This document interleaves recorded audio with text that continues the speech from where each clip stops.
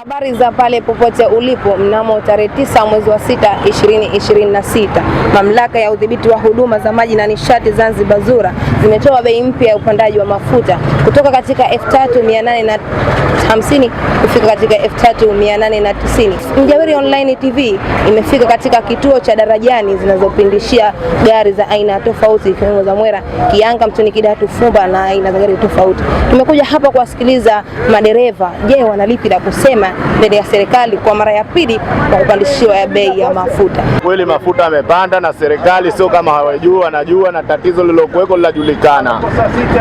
Kwa hiyo kama serikali wenyewe wataamua kutupandishia bei watapandisha, hawajaamua sitaendelea kutafuta riziki yetu kama tulichoandikiwa na Mungu.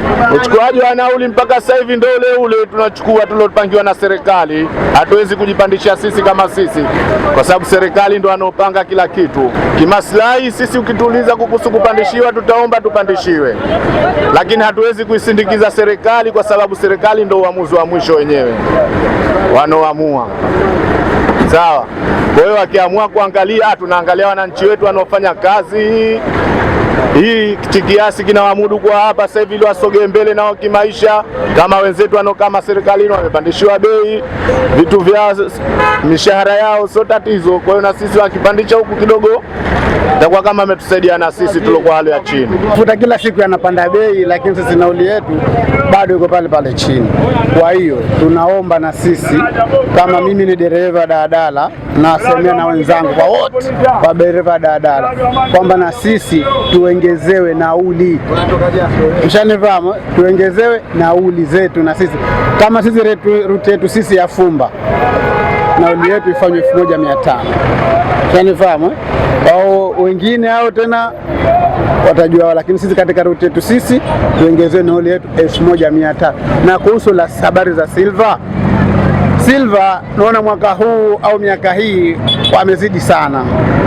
Sasa haitambulikani wana muda gani, kwa sababu kuna miaka walikuwa nakaa kwa mwaka mara 2, lakini sasa hivi siku zote wapo njiani. Pia nalo hili pia ni changamoto. Pia kwamba na jengine nasemea mimi kuhusu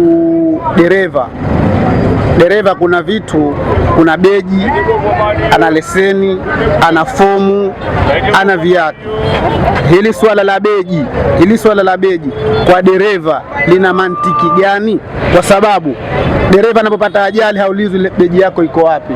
Cha kwanza unaulizwa leseni yako iko wapi. Hii beji kwa dereva ina maana gani? Kwa konda sawa, hana vipengele vingi, lakini dereva beji ina maana gani?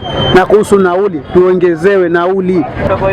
Swala linatuumiza, yani si wenyewe hatufurahii kwa kuzidishwa mafuta, yani bei.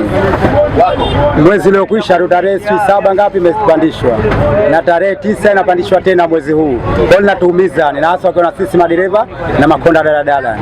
Je, pia nao makonda wanalipi na kuongea? Kwa kusema kweli sasa hivi daladala ni changamoto kutokana na mafuta yamepanda, tena yamepanda vibaya kweli kweli, na ukiangalia nauli bado ndio ile 500.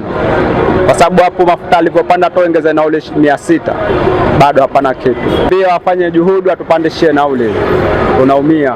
Kwa sababu bosi ikifika jioni haelewi, bosi anataka pesa yake kamili. Kwa hiyo unafanya kazi, pesa yote unaiacha sheli, bosi anataka pesa, unatamaki siku 2-3 gari unapokonywa, unapa kufanya kazi. Swala la kupanda bei kwa mafuta kifupi la tuasiri sana, kwa sababu nakutia tunafanya kazi mwanzo mwisho, lakini kipato ni kidogo sana, na zogo kwa bosi mtihani, bosi haelewi. Kwa swala la mafuta ni swala gumu sana kwetu sisi kupanda bei.